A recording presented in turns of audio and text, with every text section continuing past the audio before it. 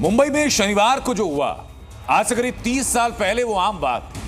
लेकिन मुंबई पुलिस के कई सुपर कॉप्स ने मिलकर दाऊद, छोटा राजन, अबू सलीम गैंग को खत्म किया। कहा जाता है कि ये गैंग खत्म नहीं, इनका मोडस ऑपरेंडी बदल गया और अब एक बार फिर मुंबई की सड़कें खून से लाल। तो सवाल है कि क्या मुंबई में 90 के दशक का दौर फिर लौट कर आने वाला?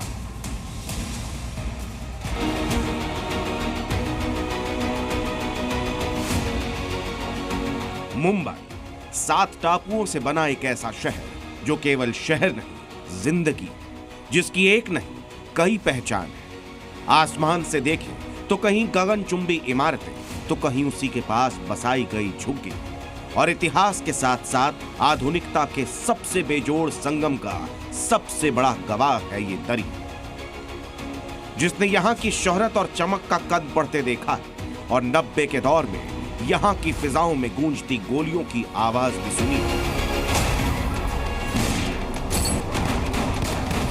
मुंबई शहर में एक बार फिर 90 का दौर लौट आया है। शनिवार देर शाम बांद्रा का पूरा इलाका गोलियों की गूंज से थर्रा उठा।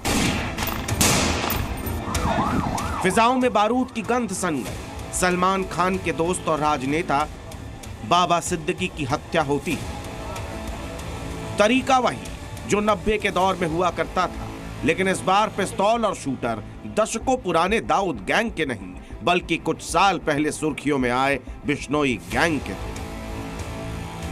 90 के दौर में मुंबई की सड़कों पर इसी तरह खून की होली खेली जाती थी। निशाने पर बॉलीवुड के सुपरस्टार, सियासी कद्दावर और प्रॉपर्टी बिल्डर हुआ करते थे। डी गैंग का सरगना बूढ़ा हो चुका है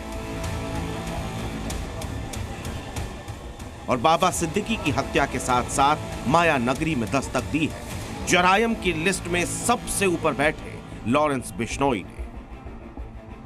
बाबा सिद्दीकी के मर्डर की जिम्मेदारी लॉरेंस बिश्नोई गैंग ने ली। वही गैंग जिसके निशाने पर कई साल से सलमान खान है। पहले सलमान खान के घर पर फायरिंग और अब सलमान के करीबी को निशाना बनाकर लॉरेंस बिश्नोई ने पूरी माया नगरी में सनसनी फैला दी। इस मर्डर की जिम्मेदारी लेते हुए फेसबुक पर जो पोस्ट किया गया, उसकी तीसरी लाइन में सलमान खान का नाम है। इसी पोस्ट में सलमान खान के बाकी करीबियों को खुलेआम जान से मारने की धमकी दी गई है। ब्लाइंडली इस चीज को फॉलो करने के लिए तैयार नहीं कि ये सिर्फ सलमान से नजदीकी का मामला था और उसकी वजह से ये हत्या की गई। ये बिल्कुल मानने लायक बात नहीं है। इसमें और जो कोई एंगल है वो सारे, क्योंकि अभी पुलिस बड़ी टाइट लिप्ड है।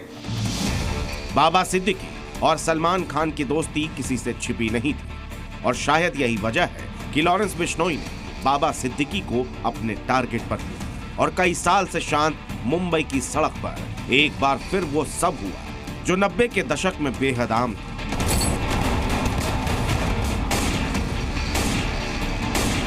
मुंबई पुलिस की जांच के एपिसेंटर में सलमान खान वाला एंगल भले ही हो, लेकिन माना जा रहा है कि इस हत्याकांड के जरिए लॉरेंस अपना दायरा बढ़ा रहा है। उसकी नजर माया नगरी की शोहरत और मुंबई के पैसों पर है। आज भी बॉलीवुड बैंकों की वाइट लिस्ट में आने के बाद भी कि उनको फाइनेंस दिया जा सकता है, फाइनेंस मिलता नहीं है बैंकों से, तो उनको सारा पैसा कहीं ना कहीं बाहर से ही लेना पड़ता है। तो उसमें जो गैंग का पैसा है वो अब सीधा गैंग के पैसे के नाम से ना होते हुए कुछ स्पेसिफिक लोगों के थ्रू जाता है, जिनमें इनका भी नाम है। तो ये पॉसिबल है कि वो जितना जो काला धन था वो सारा कहीं ना कहीं जाके फिल्मों में, रियल एस्टेट में, डायमंड ट्रेड में या फिर शेयर मार्केट में, इन चीजों में इन्वेस्ट होता था। मुंबई क्राइम ब्रांच इस वक्त अलग अलग थ्योरीज पर काम कर रही है। माना जा रहा है कि इस हत्याकांड के जरिए लॉरेंस बिश्नोई एक साथ 3 बड़े सेक्टर को एक बड़ा मैसेज दे रहा है। पहला तबका राजनीति से जुड़ा है, दूसरा बॉलीवुड से और तीसरा रियल एस्टेट से, क्योंकि इन तीनों ही सेक्टर्स में बाबा सिद्दीकी की अच्छी पकड़ है। और इस हत्याकांड के जरिए लॉरेंस तीनों ही सेक्टर के लोगों में डर भरना चाहता है ताकि अपराध की मदद से वो कमजोर होते दाऊद की जगह ले सके।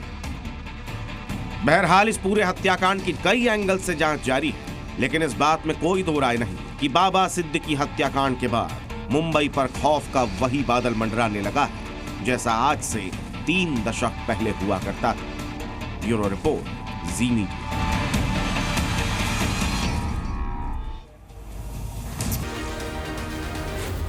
Z News.